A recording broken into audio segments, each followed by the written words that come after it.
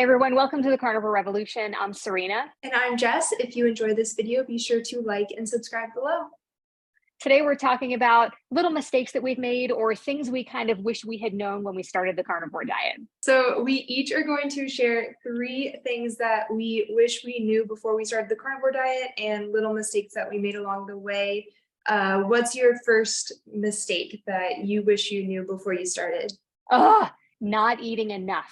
That is such a giant thing for people, especially women, but it can happen to men too. It's just such a huge thing because you feel like you're full way earlier than you used to, especially if you come from an under eating background or a chronic dieting background. It's really hard to know what being actually full feels like because you're so used to not being full and it being fine because you're always on a diet. So the main thing that I think really helped me after 8 months of basic misery on the carnivore diet, because I just wasn't doing it right. I just didn't know that I was way under eating. And once I fixed that, oh my goodness, the difference that it made was just amazing. Yes, so if you do feel like you are under eating, we will be sure to link a calorie calculator down below in the description so you can get a rough estimate of how many calories you should be eating based on your age, weight, and activity level, etc. And we can also link a good app that you can use to track macros if you want to do that as well, just to make sure that you are eating enough, because that definitely can be detrimental to your healing journey. Yeah, and most people don't need to track forever on the carnivore diet. Once you figure out what the right amount of food looks like, you probably don't need to track. But for me, I was eating 2 hamburger patties in a day, and I thought that was enough because I was full. But it turns out I was under eating by a lot. I was gaining weight because of it. And what happens is you lower your metabolism, and you don't want to lower your metabolism. You want to eat as much as you possibly can and not gain weight. I mean, really, that's the goal, is to be full and nourished. If you're under eating, you're not nourishing your body. So my first mistake that I wish I would have known before starting carnivore is not following trends, because in the carnivore community, just like any other community, there are trends that come and go. Eating high fat, for example, or eating a stick of butter a day, things like that.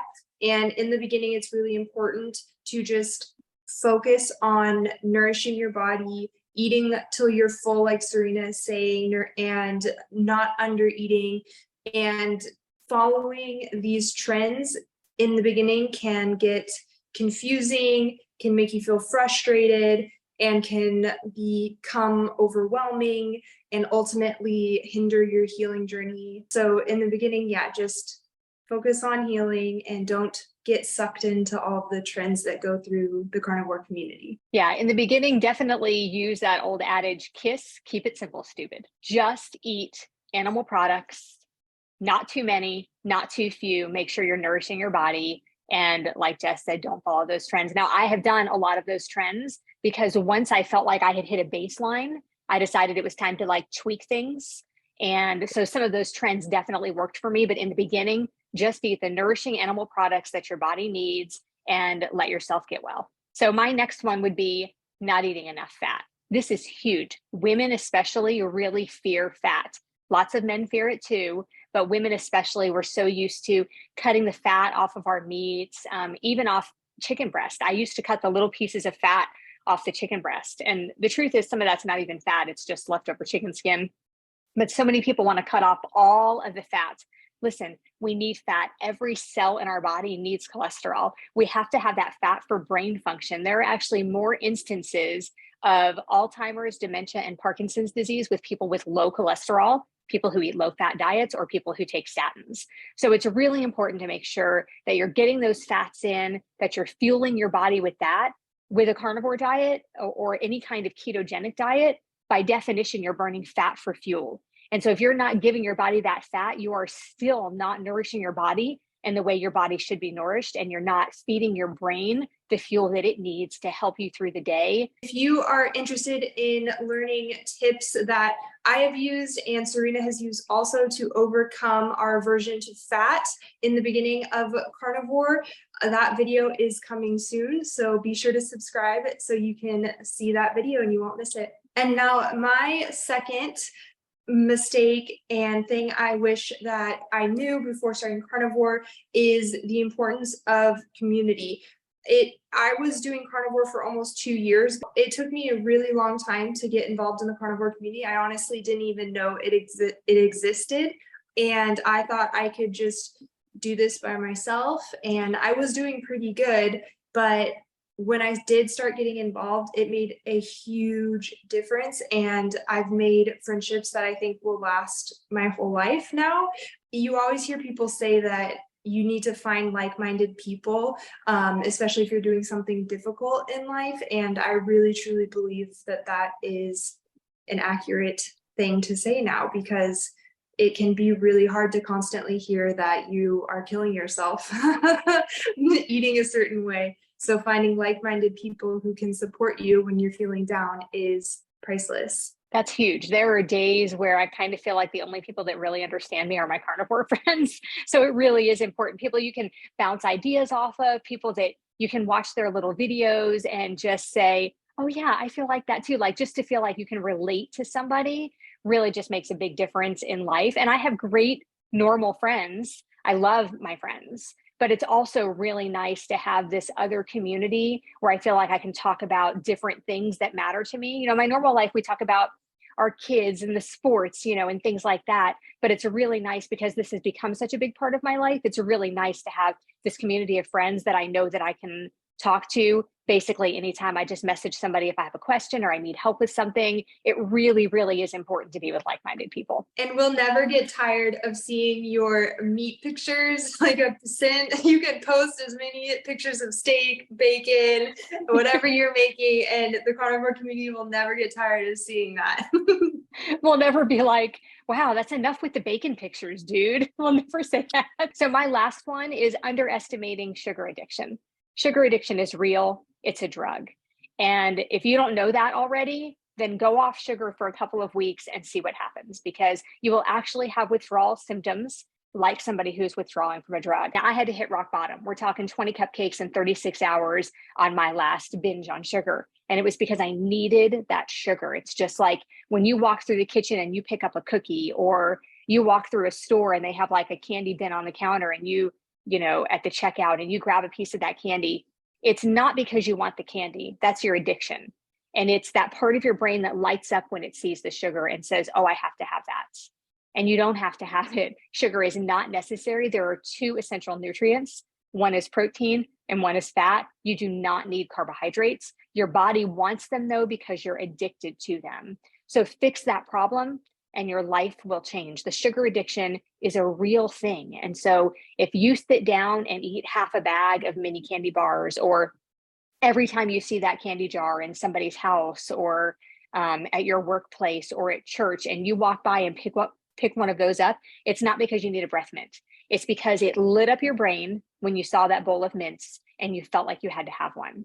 So keep that in mind next time you reach for a piece of candy and you feel like it's just in passing. What you are doing is you are keeping that addiction alive. You're keeping that sugar high.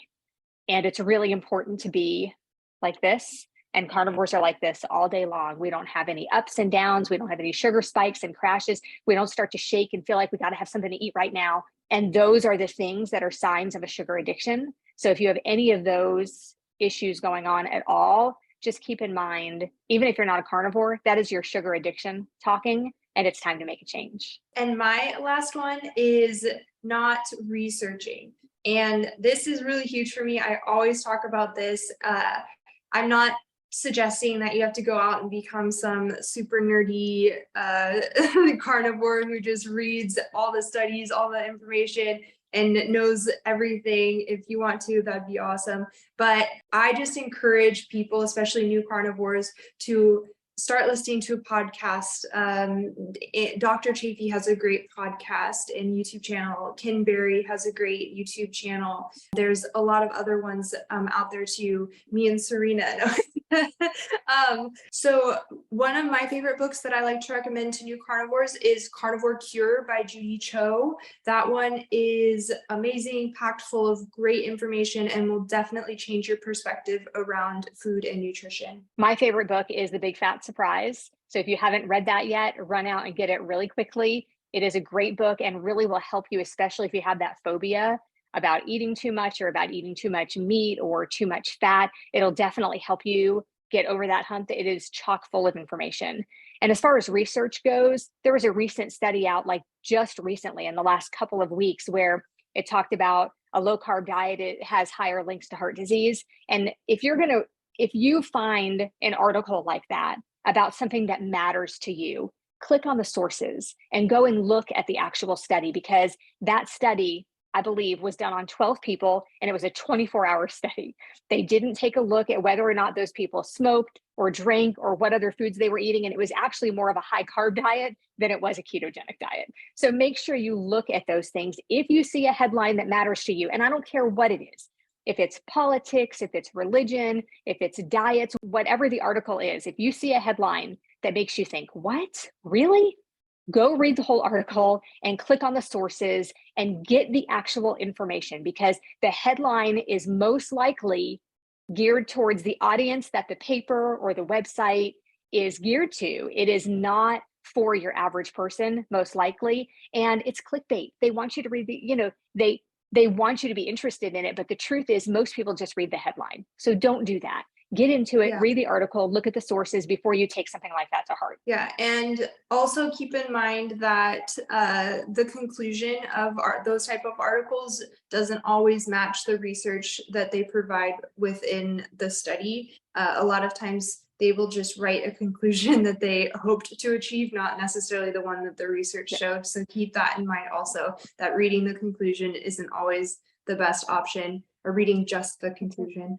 And just in general, as we mentioned before, a lot of people are going to be telling you when they find out that you're carnivore that you're going to constantly hear that you're going to get heart disease and cancer and your kidney damage and scurvy, all of these things. So just researching in general is going to help you understand that you are making the right decision for you, despite all the negative commentary that you will be receiving, and also help you retort some of the negative things that you are hearing in a educated and confident manner.